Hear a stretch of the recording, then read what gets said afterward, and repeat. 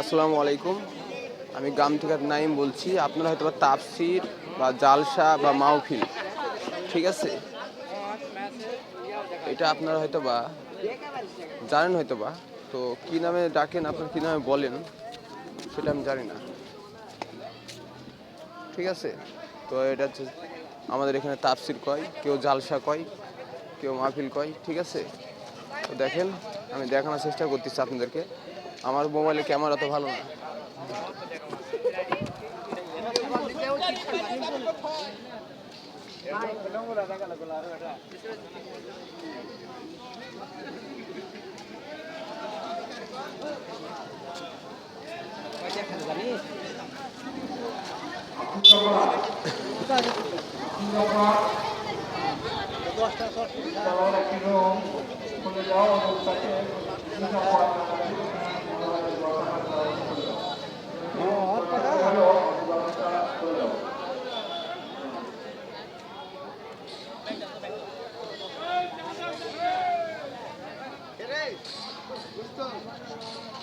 তবে আমি আরেকটা বিষয় জানাচ্ছি আপনাদেরকে। আমি নাইম বলছি।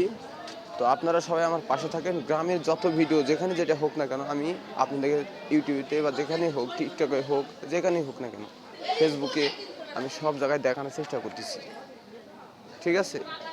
তো দেখেন,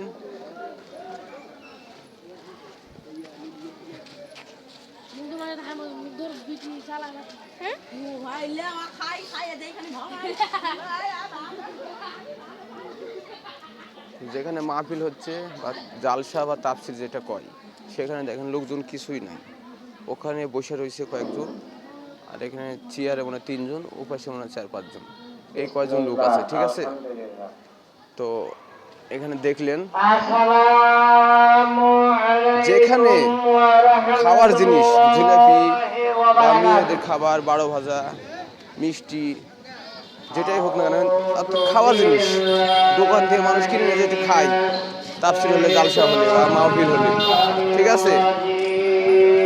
সেই জায়গায় দেখেন কত লোক, লোক কত দেখছেন, এখানে লোক ভর্তি, লোক, এখানে লোকের অভাব নেই।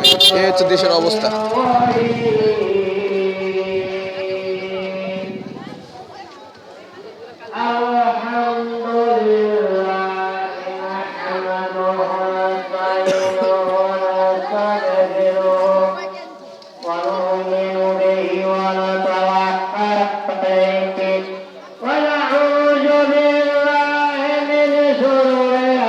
এটা রাতের ভিডিও, ঠিক আছে। আমি নাইম বলছি, যেখানে তাফসির হচ্ছে সেখানে দেখেন কোনো লোক নাই, আপনাদেরকে দেখাইছি। এখন দেখেন যেখানে কসমেটিকের জায়গা, ওই জায়গায় যেখানে ভিডিও ধরে রাখছি, ক্যামেরা ধরে রাখছি, ওখানে লোক ভর্তি। যেখানে খাওয়ার মানুষ মানে খায়, যেটা ঝুলে টুলে কিনে খায়, সেখানে দেখেন কত লোক, দেখছেন। এই হচ্ছে দেশের অবস্থা। তো দয়া করে আমি বলবো, যেখানে তাফসির হোক, যেখানে জালসা হোক না কেন, সেখানে বসে থেকে সে মাওলানা যে ওয়াজটা করতেছে, সেই ওয়াজটা অবশ্যই শোনা উচিত, সবাই ঘোরাফেরা না করে। তো দেখেন দেশের কি অবস্থা।